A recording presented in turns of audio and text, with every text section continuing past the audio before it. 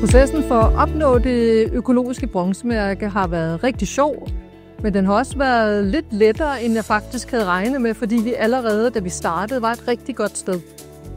Vi kunne mærke på vores kunder og gæster, at de går rigtig meget op i den gode mad, og så var det naturligt for os at begynde at arbejde på at få mere økologi ind i vores køkken.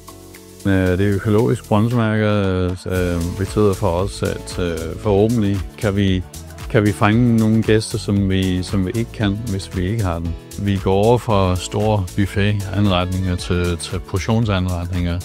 Det skal selvfølgelig hænge sammen med økonomi. Så vi har taget det i små skridt over det sidste års tid. Vi skal have den, men det skal ikke være sådan, at vi ikke tjener penge, fordi vi har den. Som den ene del af det. Nogle gange kan man købe økologisk fra Sydafrika, og ikke økologisk fra Tyskland. Hvad er bedst? Og det er jo der, hvor bæredygtighed kontra økologi hele tiden også er en afvejning. Men for mig betyder den rigtig meget, fordi at det er et bevis på, at vi arbejder i den rigtige retning.